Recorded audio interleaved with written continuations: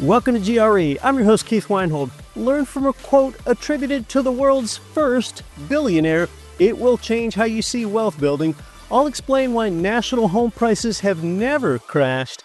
Then, it's GRE's 2026 home price appreciation forecast. You'll learn the future, the exact percent that home prices will appreciate or depreciate next year, today on Get Rich Education. Since 2014, the powerful Get Rich Education podcast has created more passive income for people than nearly any other show in the world. This show teaches you how to earn strong returns from passive real estate investing in the best markets without losing your time being a flipper or landlord. Show host Keith Weinhold writes for both Forbes and Rich Dad Advisors and delivers a new show every week.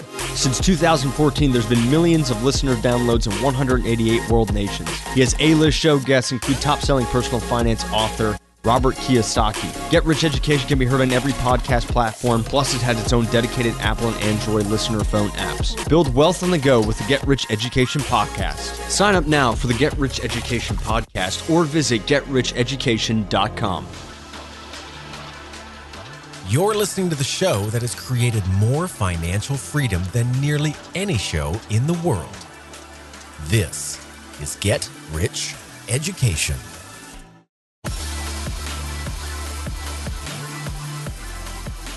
Welcome to GRE, from Lake Huron, Michigan to Lake Tahoe, California, and across 188 nations worldwide. I'm Keith Weinhold, and you're listening to Get Rich Education. You know something? I love quotes that shift your entire mindset paradigm.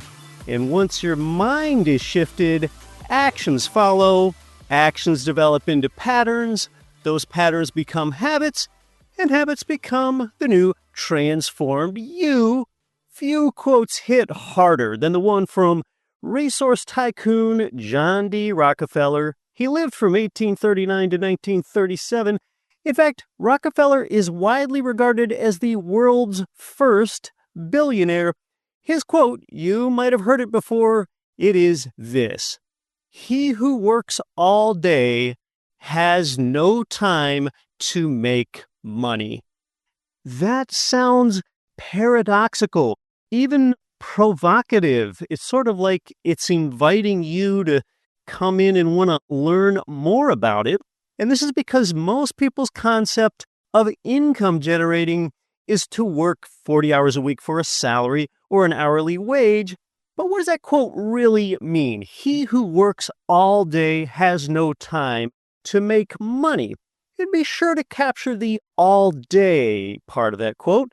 It ties right back into the show that I did with you 2 weeks ago about the K-shaped economy breakdown, where you learned about how capital compounds, labor doesn't. Most people sell their time for dollars, but trading time for money makes you too busy to actually build wealth. Working and building wealth, those things are two separate, distinct activities in how you're investing your time and energy. Now, most people start out with a wage or a salary job. I surely worked by pushing brooms and cubicle dwelling before investing in my first rental property. But if you're working all day in a job, physically or mentally, well, then you're consumed by tasks that only pay you once. You're occupied, you can often get exhausted, and you're only concerned with short-term output. You're focused on the next deadline, not the next decade.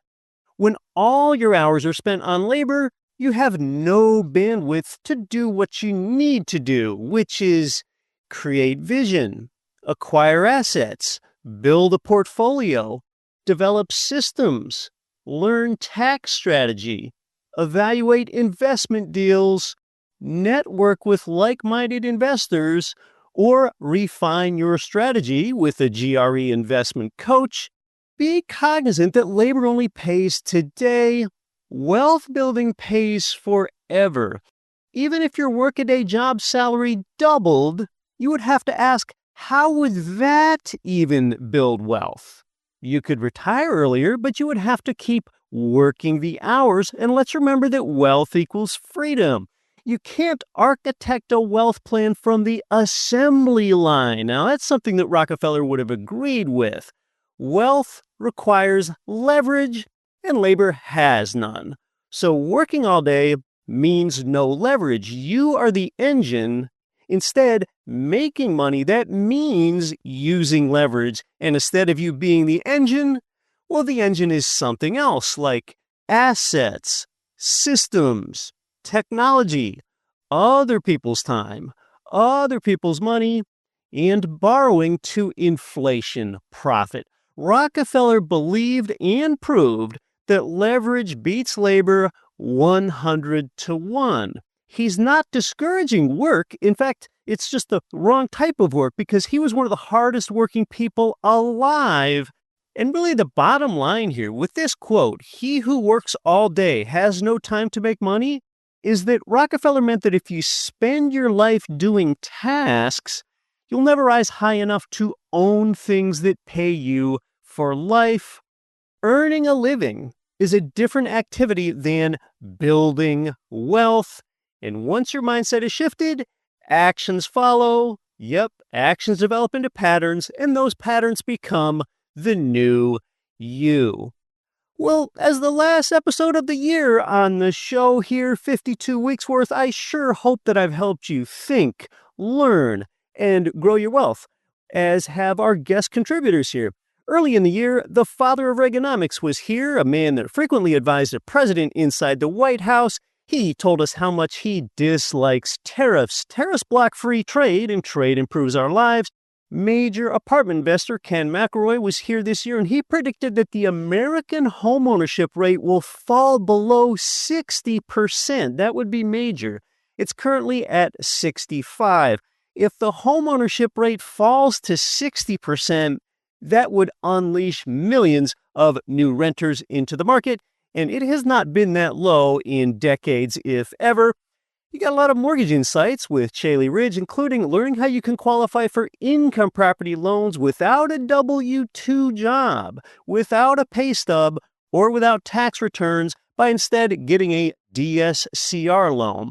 You'll recall this year that I discussed 50-year mortgages, and I did that before it even hit the news cycle, telling you that it could be coming and that it could be proposed.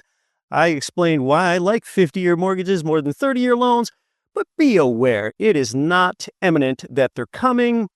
Also this year, economist Richard Duncan and commentator Doug Casey discussed the Fed. Richard told us how the president is trying to totally restructure who serves on the Fed, trying to get low interest rate pushers in there. And then just last week, Doug and I discussed how Fed decisions just keep hollowing out the middle class. A&E television star Todd Drolet told us how to negotiate. I had 4 good discussions with our own investment coach Naresh this year, more than usual. A pastor and I discussed a rare topic, what the Bible says about money. You learned how to use AI in your real estate investing and when not to. We had a few episodes about that. But above all, the shows this year, they were about you, probably more than any other year that we've had here. I did more listener question episodes where I answered your questions as you wrote in, and I also had more listeners come right onto the show and tell me how this show has personally built their wealth. And of course, this year I got to meet more of you in person when I served as a faculty member on the terrific Real Estate Guys Investor Summit at Sea. And I got to meet you personally for more than just a handshake. The event was set up so that chances are you had dinner with me as well. So rather than this show being a one-way chat from me to you, this year was more of a dialogue between you and I, more two-way communication. A lot of new topics are coming for next year, both me teaching and some great guests. If there's something on the show that you'd like to hear more of or less of, let us know. Write into us or use your voice to tell us. Either way, you can do that at getricheducation.com/contact. Let us know what you want to hear more of or less of. Do you like shorter-term tactics like when and how to increase the rent? Or do you like mid-range tactics like how to constantly do cash-out refinances and get a tax-free windfall from your properties every year?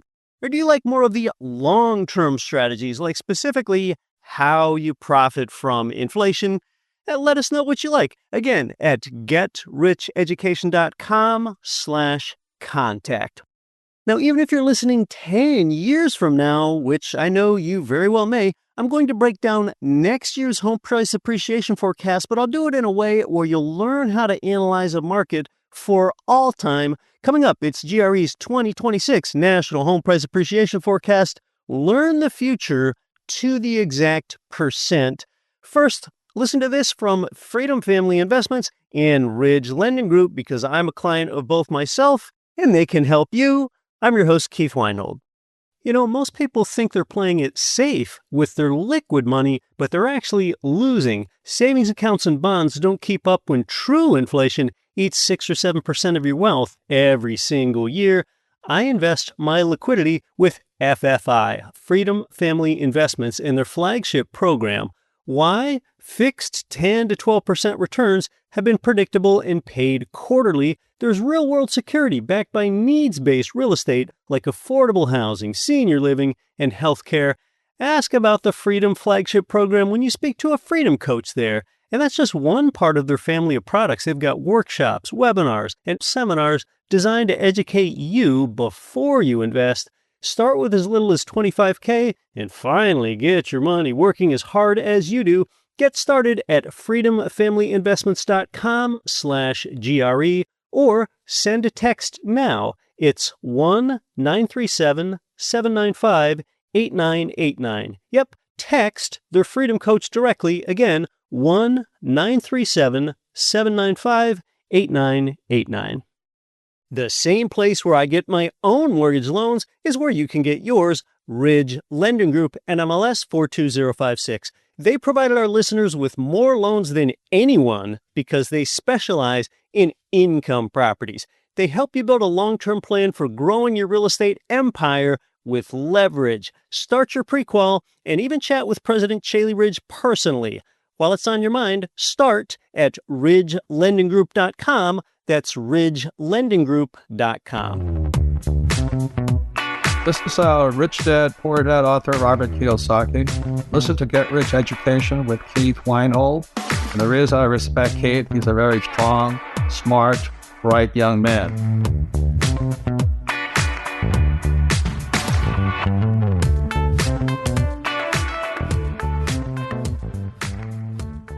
Welcome back to Get Rich Education. It's episode 586, the last show of the year. I'm your host, Keith Weinhold.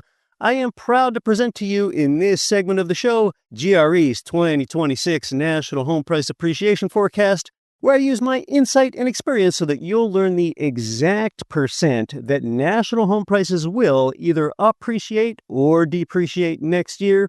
It's the 5th consecutive year that we're doing this. I nailed the first 3 spot on, and then this year happened. I'll get to reviewing my track record. Total accountability.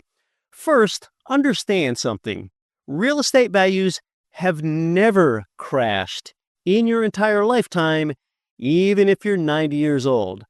To grab eyeballs, slack-jawed TikTok, call them crash talk economists, keep making awful predictions about a housing price crash. And none of them have been worse than one that published last month in Newsweek, which outlines as it's called, correction worse than 2008, and says national home prices will fall 50%, 50, starting as soon as next year.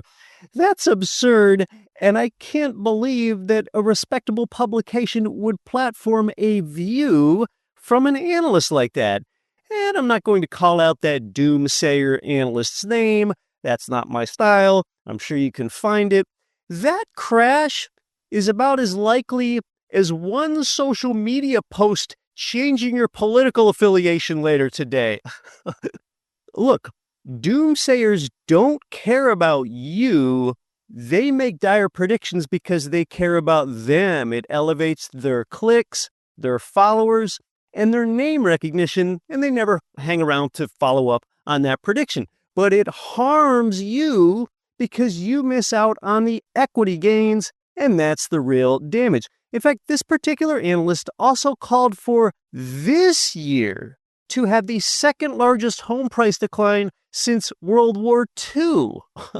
Well, national home prices have only fallen twice in that time period. In fact, going further back to the 1930s Great Depression, they've only fallen twice. Yes, that means home prices have risen every single year since the 1930s, except for two periods. A small decline of less than 1% around 1990, and then, of course, the severe downturn from the housing bubble and Great Recession from 2007 to 2011 or 2012. That's where prices dropped in total 25 to 26% from peak to trough. Now, why do I say that period around 2008 was not a housing price crash? Well, because it wasn't. Instead, it was a slow bleed. The definition of financial crash is a sudden, sharp, and widespread drop in prices. That's the definition. Well, that can happen in some other asset classes like stocks or Bitcoin or perhaps even precious metals, but not real estate. It is neither sudden nor sharp. The worst year, 2008, saw home prices drop 12% in that one year, and some of the other years bracketing it, home prices fell 3 to 4% in each of those years. So then, during this time period of price attrition, during the global financial crisis, each month, real estate values fell just a few tenths of 1%, maybe half of 1%, or even 1 full percent. Not a crash, a slow bleed. This means that it took about 5 years for values to fall a total of near 25%. I mean, that makes it really clear that it's not a crash. And again, this period was about 2007 to 2012. Don't get me wrong, it was bad. I was a real estate investor both before and during 2008, but to call it a crash is hyperbolic, and that is because words mean things. I think a lot of media consumers get so conditioned to mass media sensationalism that they've forgotten what a crash even means. At some point, it begins to bend our very lexicon. Back around 2007, I remember I frequently checked a website called Implodometer. Yeah, that's the name of it. It tracks failing banks. I looked the other day, and Implodometer.com is still in existence, even though it's not nearly as spicy as it used to be during the GFC, because lending has been pretty stable for a long time, and loans are well and carefully underwritten. So home prices are unusually stable over time because, in a sense, housing is not a normal market. It is slow, regulated, credit-driven, and it's emotionally sticky. Even though rental property is less emotional, well, the values of 1 to 4 unit property are tied to primary residence values, and that's where the emotion exists. So if you put all those together, you get prices that creep upward most years and rarely fall at all nationally. The real estate market moves too gradually to be crash susceptible. It is the place for real wealth building. Values also are not going to double annually. If you want to scroll for dopamine hits from the couch, well, you can do that with a prediction market like Kalshi or in crypto with altcoins, while your real estate keeps leveraging dollars in a stable way in the background. That's how you can think about it. All right, so we've established since the Great Depression, home values have fallen twice and once substantially. Well, right now, home prices are up about 2% year over year. Most places have appreciated, especially the more affordable markets. Not only has home price growth been slow, though, rent growth has been slow as well. Single-family rents are up 1% per totality. Apartment rents are down 1 to 2% per Zumper. But back to our focus today, forecasting national home prices. Everything we're discussing is nominal price change, meaning not inflation adjusted, and it's single-family homes up to fourplexes. Well, as we use context to build up to the big reveal today, where I'll tell you the exact percent that home prices will rise or fall next year, Could 2008 happen again anytime soon? Let's isolate that out. It's important to look at history rather than having some uninformed hunch. In both periods with price attrition, around 1990 and 2008, these two falls have some attributes in common. So let's look at that. What led to these rare falls in home prices? Irresponsible lending, forced selling, a vacancy issue, and overbuilding. All four of those factors were in place during those two periods. Now, leading up to 1990, the irresponsible lending was on the commercial side. That was the savings and loan crisis, but it did trickle into the residential market. And then in 2008, it was on the residential side. But of all four of those factors, none of them are in place today. Zero.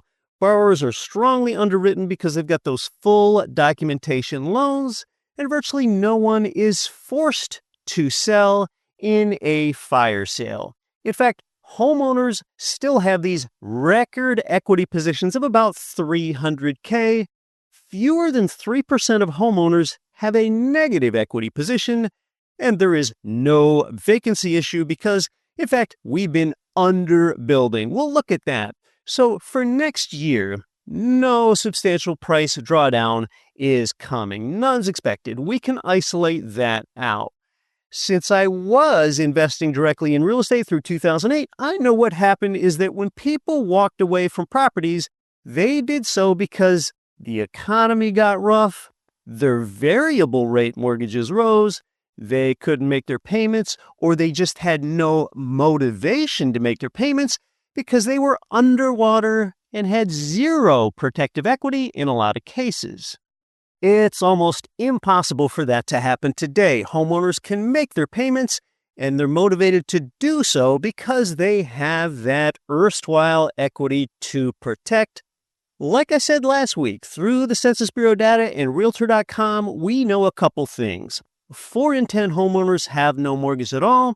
They own their property free and clear. Among the group with mortgages, 70% of borrowers still have a mortgage rate locked in at under 5%. And blending those together for you means that then 82% of borrowers either have no mortgage or they've got a rate under 5%. This translates to really affordable payments along with the protective equity. Even if inflation heats up again, it still cannot touch a borrower's mortgage payment amount because it is fixed. As we're leading up to the big reveal of next year's number, we're about to look at affordability, supply-demand, and the effect of mortgage rates on prices. Of course, that word, affordability, that has been the most central word to home buying for a couple years now. Affordability will improve in 3 main ways. If either home prices fall, mortgage rates fall, or wages rise. It takes at least one of those 3 things. The good news is that this year, wages have been rising faster than both stated inflation and home prices. Wages have been rising close to 4%. That looks to continue at least into the early part of next year. Well, that improved affordability allows home prices to move up, and it gives room for rents to move up as well. Now, when it comes to mortgage rates, if you're new to listening to me, it will be groundbreaking for you to realize that today, mortgage rates are low, and increases to mortgage rates usually lead to increases in home prices, not decreases. If you're new here, both of those facts might leave you saying, "What? I thought it was the opposite. How can that be?" I won't spend much time on this because longtime listeners already know these 2 things, but they do go into the forecast. The long-term 30-year fixed-rate mortgage averages 7.7% per Freddie Mac. Their stat set goes back to 1971, and rates are lower than that now. And mortgage rates have risen 1% or more 7 different times since 1994, and home prices increased all 7 times, right alongside those rising mortgage rates. In fact, when rates more than doubled in 2022, what happened? home prices soared to their highest appreciation year in a long time. It reinforced this. So yes, way higher rates equaled way higher prices. It's not that one directly causes the other. This is correlation versus causation. It's because rate increases confirm that the economy is doing well. I have discussed that extensively in previous episodes. So mortgage rates actually don't have that much to do with home prices, and that's why it is hardly going into the forecast for next year. I'll tell you what, trying to forecast mortgage rates to then use that to predict home prices, that is a fantastic way to waste your time. Now, one X factor that could make that different for next year is that this president, he imposes his will to make rates low no matter what. So even if the economy is good, which typically leads to higher rates, he'll still push to make rates low, and that's an artificial phenomenon. Wouldn't that make home prices boom if we had a strong economy and low rates? The fact that affordability is still historically low today, though we appear to be off the bottom, affordability is still historically low today. That has less to do with mortgage rates than most people think, since again, rates are low when they're in the low sixes like they currently are. Instead, affordability is soured because over the long term, decades, wages haven't kept up with true inflation. That's what's really going on with affordability and what everybody misses. And because affordability is still strained, home prices cannot rise a lot, say 10 or 12% next year. That can't happen on a national basis next year. Now, a bill is advancing through Congress now to make housing more affordable. It's got bipartisan support. Relaxing zoning requirements in such a bill, that could help build more homes. But if the government tries to help by making access to loans easier, that is going to lead to even higher prices and really will not help with affordability beyond the short term.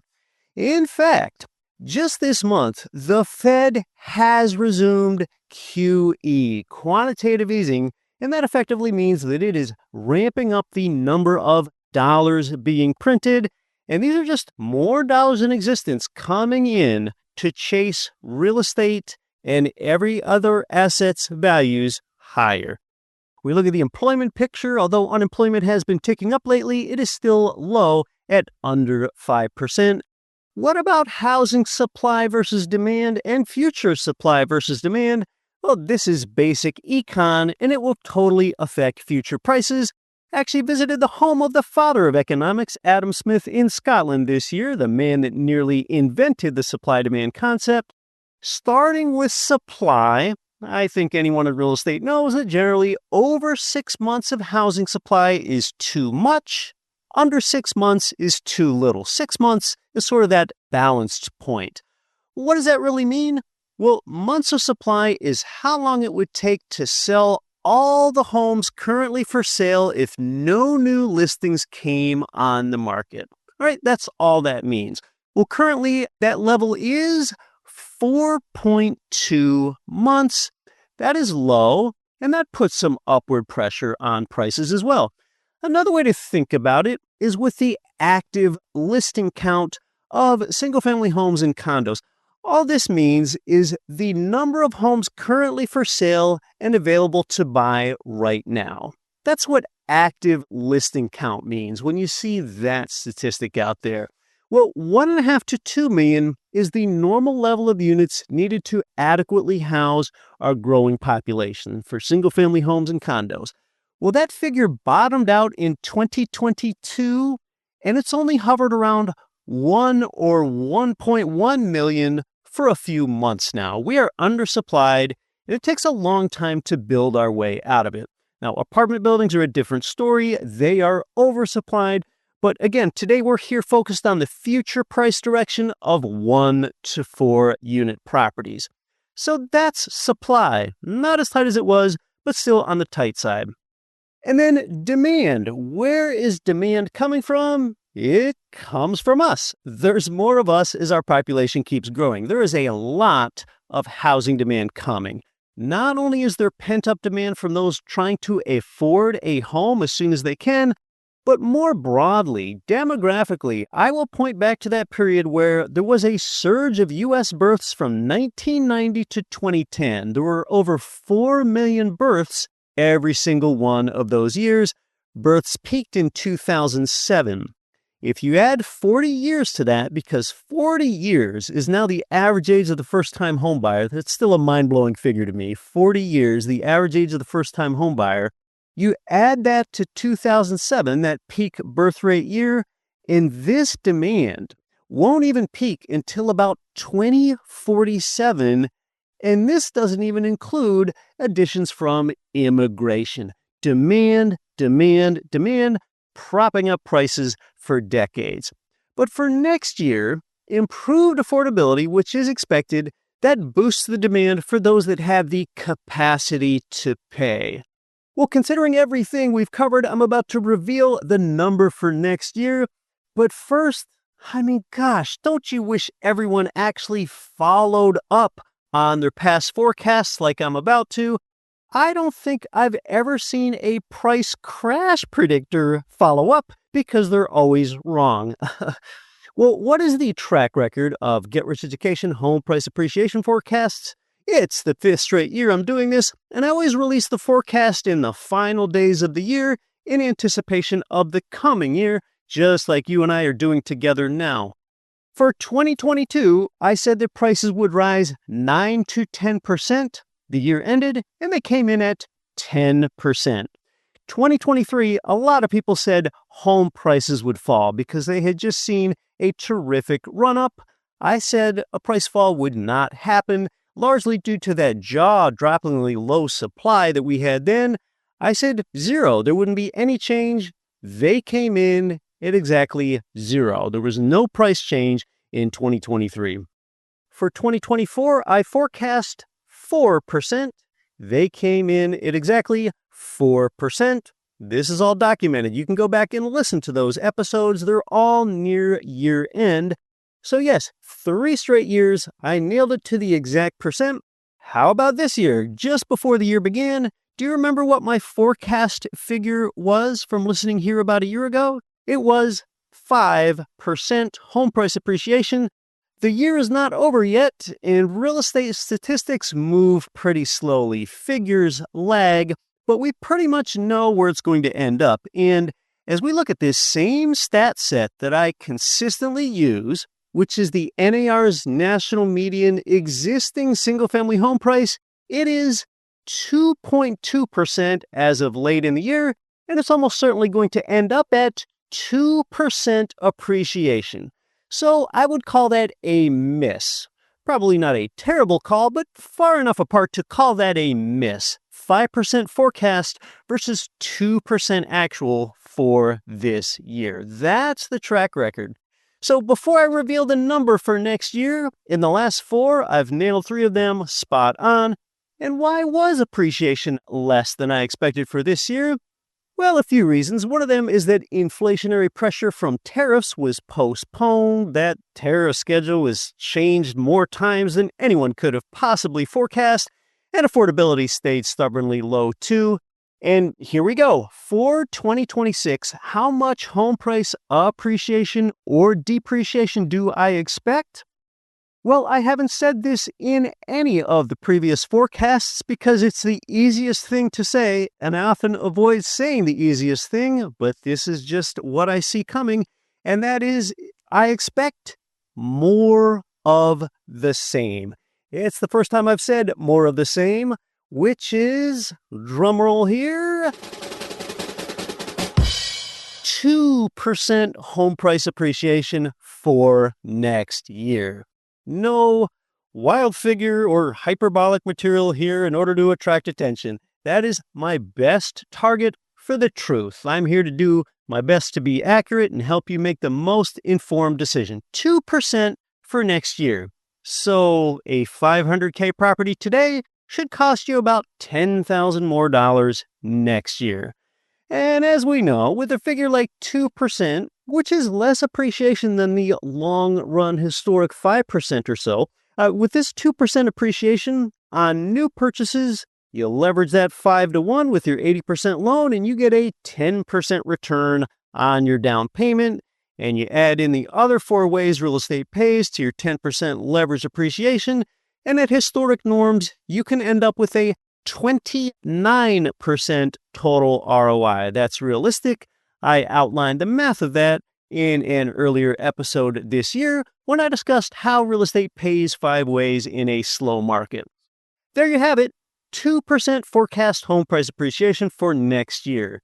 If you want the charts that support the forecast and more, there's a way for you to get a hold of that. And also the best real estate maps, stories, and investment opportunities that you won't see in any headlines. They are all in my free weekly newsletter. The newsletter also gives you access to my free Real Estate Pays 5 Ways video course. That is at greletter.com. Get it all at one easy place, greletter.com. I look forward to talking to you in the new year. I'm Keith Weinhold. Don't quit your daydream. Nothing on this show should be considered specific, personal, or professional advice. Please consult an appropriate tax, legal, real estate, financial, or business professional for individualized advice. Opinions of guests are their own. Information is not guaranteed. All investment strategies have the potential for profit or loss. The host is operating on behalf of Get Rich Education, LLC exclusively.